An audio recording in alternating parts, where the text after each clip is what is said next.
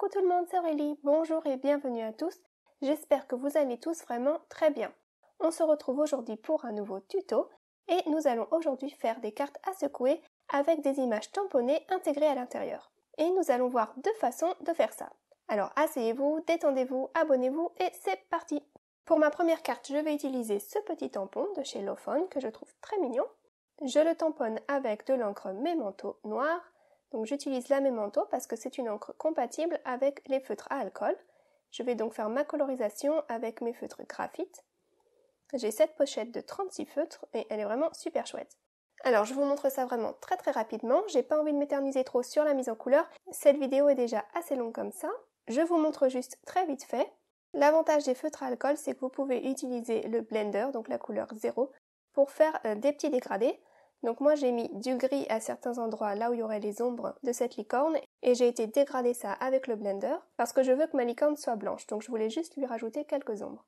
Ensuite pour la crinière et la queue, comme j'ai pas des tonnes de couleurs, j'ai pas de quoi faire des dégradés dans chaque couleur, j'ai utilisé une seule couleur par zone, donc un seul rose, un seul violet et un seul bleu, et j'ai utilisé encore le blender pour aller atténuer certaines parties de ces zones, et comme ça on a l'impression d'un dégradé, mais donc en utilisant une seule couleur au final. J'en suis encore à ma phase de découverte avec les feutres à alcool, mais pour le moment j'aime vraiment beaucoup ça. Donc voilà, je vous ai montré très vite fait et voilà le résultat. Ensuite, je détourne mon image au ciseau au ras du trait noir. J'ai pas le die correspondant, mais au ciseau ça marche très bien. Et voilà ce que j'obtiens. Elle est toute mignonne cette licorne. Après ça, dans mes sets de dice de forme basique, je prends des octogones et je prends donc deux formes consécutives de 7 cm et 8 cm environ et je les fixe l'une avec l'autre avec un même écartement de partout et je vais aller mettre ça dans ma machine de coupe, les deux formes en même temps, donc attachées l'une à l'autre et du coup ça me donne un cadre. Et j'ai été faire ça plein de fois.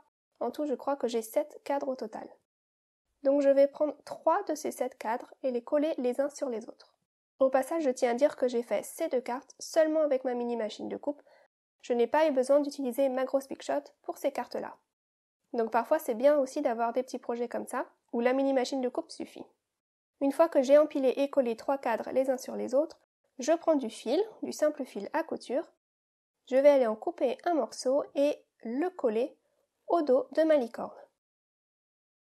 Pour ça je prends simplement du scotch et j'accroche ça au dos de la licorne. Alors ça ressemble un petit peu à certaines cartes qu'on a fait précédemment, aux cartes qui tournent, mais là ce n'est pas pareil, ça ne va pas tourner. Je vais aller accrocher le fil sur ce cadre, mais je ne vais pas le tendre. Je le laisse assez lâche dans ce cadre. Vous voyez? Il n'est pas tendu. Alors ce système, ça va permettre à la licorne de bouger dans mon cadre, mais le mouvement sera contrôlé. Comme ça, elle n'ira pas se coincer la tête en bas, par exemple, dans mon cadre. Elle va rester toujours plus ou moins alignée grâce au fil. Donc elle sera toujours dans le bon sens. Parce que sinon, le risque avec ce genre de petites images, c'est que la tête aille se coincer dans un coin et que dans ma carte à secouer, à la fin, ma licorne soit à l'envers. Donc ensuite, j'empile et je colle 3 autres cadres. Donc j'en ai collé 6 en tout et le dernier, je le garde. Alors moi j'ai empilé plein de cadres pour faire du volume comme ça. Si vous avez de la mousse chez vous, vous pouvez aussi découper vos formes dans de la mousse, ça ira plus vite. Et voilà donc ce que j'obtiens. Ma licorne est emprisonnée dans le cadre, mais elle a quand même une certaine amplitude de mouvement. Ensuite je reprends mes formes et je prends la plus grande des deux et je vais découper ça dans du papier, j'ai choisi bleu aujourd'hui. Et dans un de mes sets de tampons, j'ai trouvé ces deux petits nuages et j'ai trouvé que ce serait parfait pour faire un petit fond, un petit background. Alors je veux quand même que ce soit discret. Donc ce que je vais faire, c'est que je vais utiliser ma Versamark, donc mon encre pour embossage à chaud. Donc j'ai pris un mini bloc acrylique et j'ai mis un nuage de chaque côté, il y en a un plus grand et un plus petit, comme ça je n'ai qu'à retourner mon bloc acrylique pour changer d'image. Et je vais aller tamponner mes images et y verser de la poudre à embosser transparente. Donc ces images n'auront pas de couleur, elles seront juste transparentes, brillantes, un poil plus foncé que le fond. Vous voyez que quand je chauffe, elles apparaissent. Et ça fait donc un fond ton sur ton. Et puis il y a quand même un joli aspect brillant. Alors pour gagner un petit peu de temps, je me suis avancée pour la suite. J'ai préparé ma base de cartes, j'ai pris cette planche de tampons chez Florilège Design, que j'ai utilisée pour ma salutation. Et puis dans le set de tampons que je vous ai montré tout au début, il y avait quelques petites étoiles. Donc j'ai été tamponner ça en blanc au bas de ma carte et j'ai utilisé un papier un petit peu brillant, argenté. Et ça fait assez sympa, blanc sur argenté, et j'ai aussi gardé un cadre blanc tout autour, donc mon papier argenté est un peu plus petit que ma base de carte. Comme ça fait un petit cadre blanc, un petit rappel de blanc. Je prends mon fond avec mes nuages et je vais aller coller ça au milieu, en haut de ma carte. Donc je centre bien et j'appuie. Et mon cadre avec ma licorne ira se positionner par-dessus tout ça. Je trouvais que ça manquait encore de quelque chose, donc hors écran, j'ai préparé quelques petits nuages avec les mêmes tampons que tout à l'heure, mais cette fois-ci, tamponnés en noir sur du blanc. Et j'ai mis quelques ombres grises aussi avec mes feutres à alcool. Et je vais aller rajouter ça dans le fond.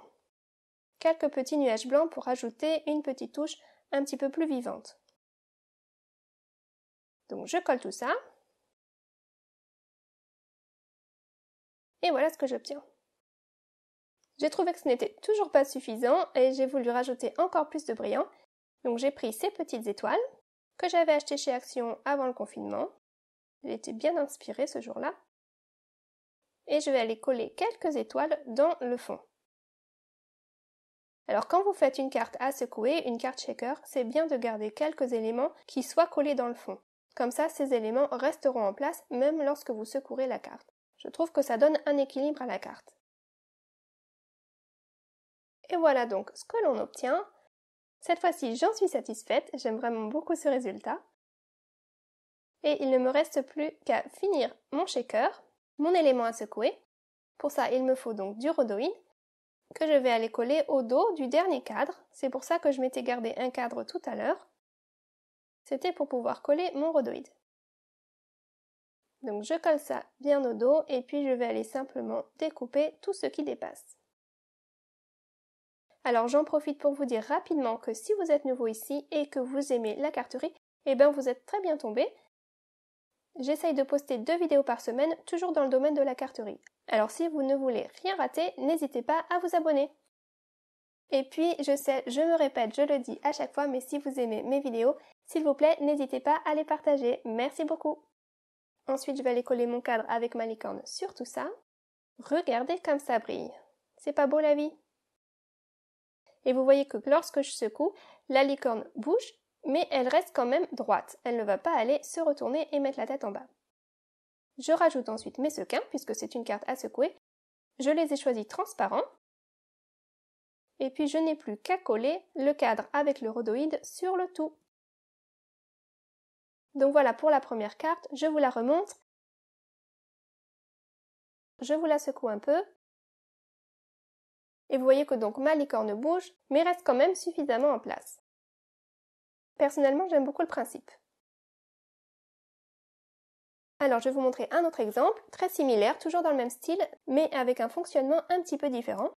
Je vais prendre cette petite girafe dans ce set de tampons et je vais faire ma colorisation avec des crayons et mon Gamsol pour changer un petit peu. Donc le Gamsol, c'est de l'essence minérale désodorisée. Donc si vous avez ça chez vous, ça marche aussi. Sinon, je vais essayer de vous mettre quelques liens dans la description de la vidéo. Donc là encore, je ne vais pas m'éterniser, je vous montre vite fait le principe. Alors colorier comme ça, il n'y a pas plus facile, c'est vraiment très relaxant. Je dépose simplement mes couleurs, vous voyez, j'ai mis du orange, du jaune, je les ai juste juxtaposés. Et ensuite, je prends mon petit tortillon que j'imbibe d'un petit peu de Gamsol, de ce produit donc, et je vais aller frotter mon tortillon sur le tout, et ça va aller me faire un joli fondu, un joli dégradé de couleurs. Regardez là encore avec son ventre par exemple, mon petit tortillon va aller simplement tirer la couleur, et ça fait tout facilement un joli dégradé. Vous pouvez même rajouter de la couleur par la suite si vous pensez qu'il n'y en a pas assez, rajouter des couches, c'est pas du tout un problème. Donc je vous remonte vite fait là par exemple sur une jambe, je mets ma couleur foncée à la base, là où il y a l'ombre, et puis je mets ma couleur plus claire au bout de la jambe.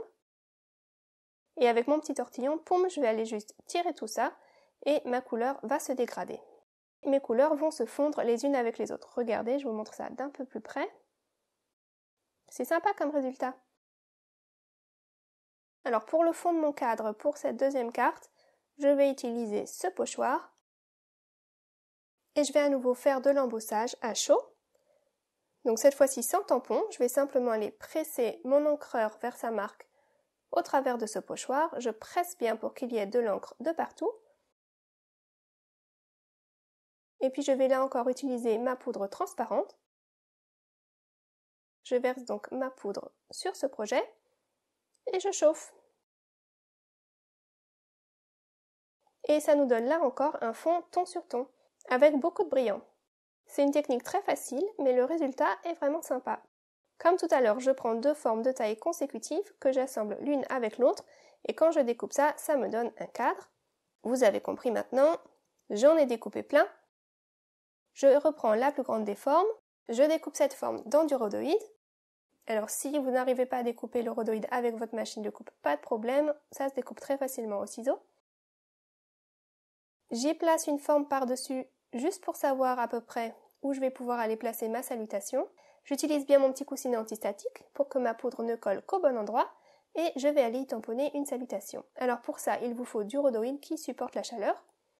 Pour cette technique, ne prenez pas de rhodoïde qui ne soit pas marqué résistant à la chaleur, sinon ça va juste complètement fondre votre plastique quand vous allez chauffer. Donc je verse de la poudre blanche sur ma salutation et je chauffe ça. Mon rhodoïde est résistant à la chaleur, mais je fais quand même très attention, je suis un peu stressée quand je chauffe, mais ça a plutôt bien marché. J'ai encore pris du papier argenté, un petit peu plus foncé que tout à l'heure. Il est chouette ce papier parce qu'il est argenté, mais pas trop. C'est pas non plus du papier miroir. Je reprends mon fond que j'ai redécoupé avec mon grand cadre et je vais aller mettre ça au milieu de ma carte. Et puis, comme tout à l'heure, c'est pareil, je vais aller empiler cadre sur cadre, l'un après l'autre. Donc je commence par en empiler 3 déjà. Je suis désolée, aujourd'hui ma vidéo est plus longue que d'habitude parce que j'ai voulu vous mettre 2 exemples. Après, si c'est trop long, dites-le moi dans les commentaires, quelle est la longueur idéale pour vous. J'aimerais bien le savoir. Donc j'empile 3 cadres, et puis je vais prendre du fil de nylon. Donc celui-ci fait je crois 0,25 mm de diamètre. Et je prends quelques perles. Je vais aller en enfiler quelques-unes sur mon fil.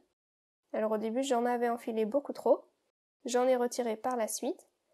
Je vais aller les coller au dos de ma girafe. Ça permet de créer un genre de petit tuyau dans lequel le fil va pouvoir coulisser. Donc là vous voyez, je n'ai laissé que 3 perles finalement. Et donc ma girafe peut aller de haut en bas et glisser sur ce fil. Une fois que je vois que ça coulisse bien, je finis de bien fixer le tout avec du double face. Et voilà le résultat. Donc l'idée c'est que dans ma carte à secouer, au lieu de secouer simplement la girafe dans la boîte, la girafe va pouvoir aller coulisser de haut en bas, sauter de haut en bas. En plus le fil est transparent, il est assez discret, il ne se voit pas beaucoup. Donc maintenant je vais aller fixer ce fil sur le cadre. Donc je mets du double face, une fois pour coller le fil et puis une deuxième fois par-dessus. Et je vais aller replier le fil par-dessus tout ça pour qu'il soit bien accroché et mettre encore du double face une dernière fois par-dessus le tout.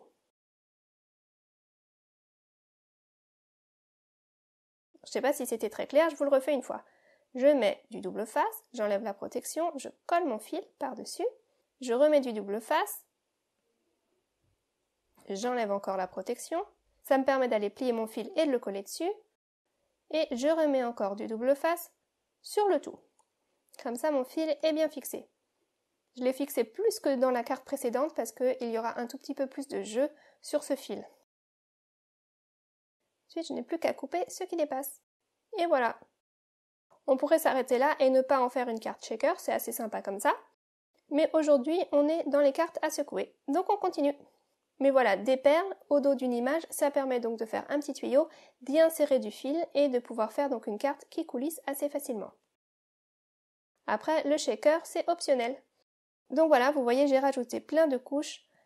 C'est assez épais parce que mes perles sont assez grosses. Je crois qu'il y a une dizaine de cadres les uns sur les autres. Comme tout à l'heure, je veux rajouter un petit peu de brillant. Donc j'ai choisi d'aller coller les mêmes étoiles dans mon fond.